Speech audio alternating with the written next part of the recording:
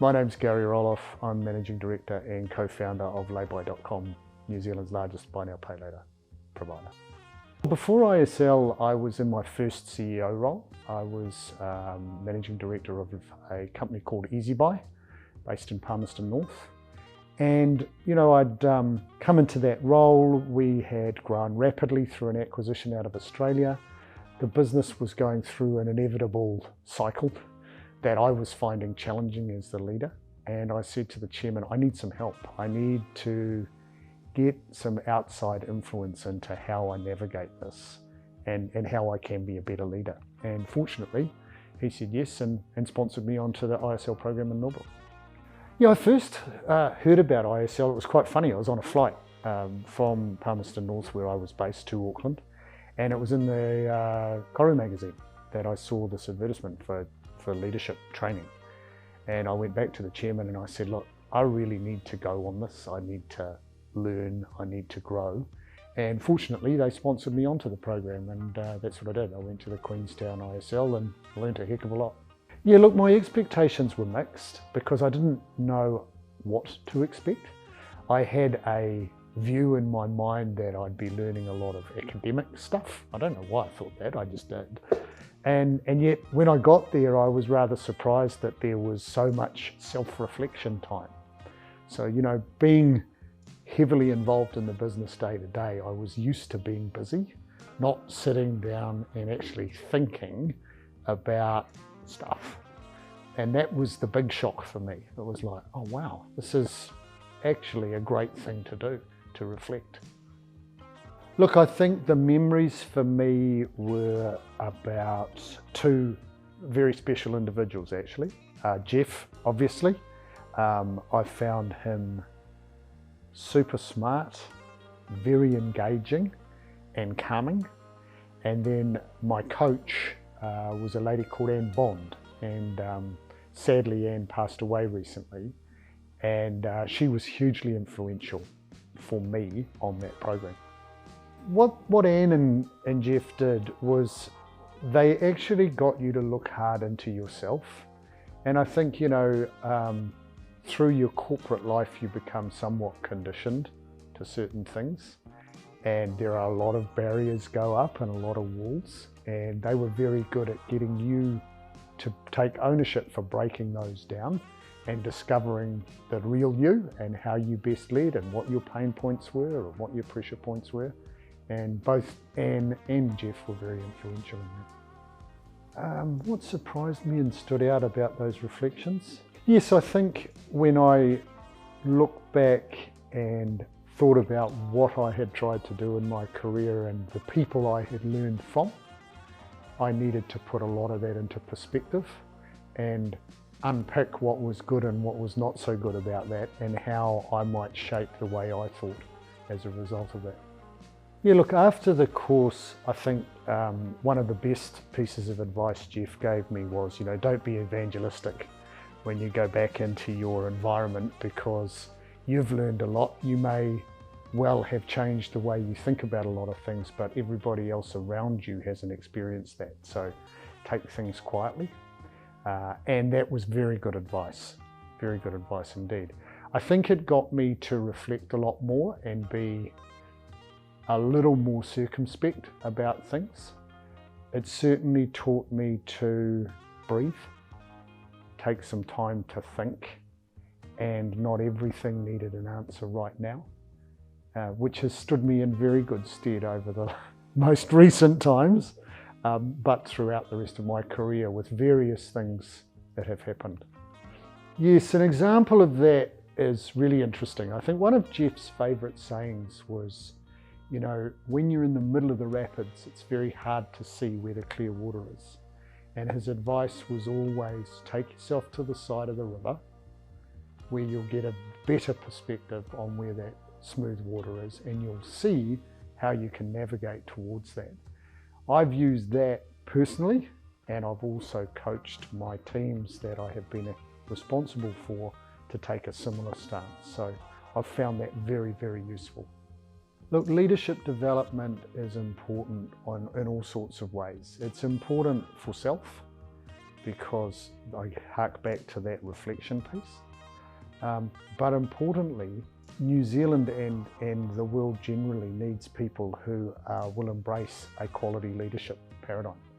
And you know, there are so many things you can go and read and you can think about, and I think learning is one of the key attributes of any leader, is that if you think you know it all, you're going to get a big shock very quickly. Look, prior to ISL, I'd been in one of New Zealand's largest banks for quite some time, and there were various leadership programs on that. They tended to be very structured towards the bank's way of thinking, and I think that goes to what I was talking about earlier about you're conditioned one way. And what I enjoyed about the ISL program was that it broke down that conditioning. I wouldn't say stripped you bare, but really gave you an opportunity to understand yourself and what your style might be and how you're wired. You know, you can't change your DNA, it's who you are. So how do you optimize that was the important learning for me. The experience at Millbrook was fantastic, you know, and I mean, crikey, 2005, we're going back a few years now, and some of the people I still follow on LinkedIn, in terms of regular connection, we've all gone our separate ways, I suppose, but the experience at Millbrook, the surroundings are great. The quality of everything ISL does stays in your mind. It's all about a quality experience to give you ultimately quality output, and that's what I found really, really good. Well, an example of quality, just the surroundings, you know, and every little detail that the Jeff and the ISL team put in, right from your registration, welcome, the room you were allocated, the meals you were served, the way the agenda worked, the graduation dinner, so to speak, with the pipes and the haggis and everything that went on. Quite ceremonial, you know, quite impactful, that sort of thing. I know Jeff likes that whole ceremony remembrance type thing, but it sticks in your mind. I mean, it's been a long time since I've been there, but it's still very fresh in my mind. I've had a variety of mentors throughout my career. Some have taught me some great things. Others have been mentors without knowing it around what I don't want to do. I think one of the most important mentors is a friend of mine who is now in his 70s. He was the CEO of a company I joined way back in 1986. And he and I are still in touch, and he still gives me great advice. And it's that sort of person that tells it like it is.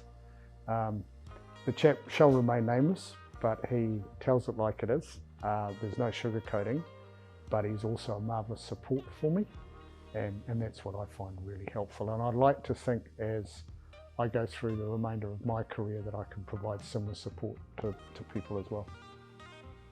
Look, the tools from Millbrook that I learned become part of your DNA, part of your wiring. You know, there's nothing specific you'd say, oh, I did that because of ISL. It's just because I learned some stuff about me.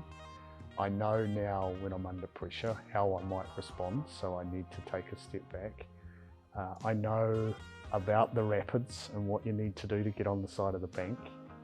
But importantly, being that structured leader that can be the swan on the water, but still check in on the team, make sure that they have their mojo right.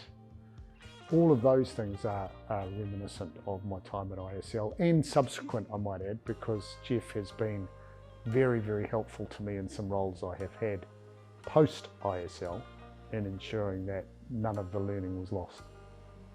Well, when I look back on my career, it's been kind of mixed. So I left the corporate world after nearly 40 years to start my own business, and I had 20 plus years in banking and finance roles, and then 16 or so years as a retail CEO, and then started our own business as a family. I just wish I'd done it 10 or 15 years earlier, but it was a moment in time. The timing seemed right for us, It seemed right for the product we wanted to roll out. But I think the important thing for me is, as I've said to our own sons, if you want to give something a go, don't be afraid of that, and make sure you take away the safety net, because when you do, there's no other option but to succeed, and you find a way, and that's what we've been doing. So it's been fun. So why should someone consider ISL? Well, it's a proven formula. We're here acknowledging 21 years of ISL. You don't get to survive 21 years in business without delivering a quality product, and I would encourage people to explore it. It's well worth the investment.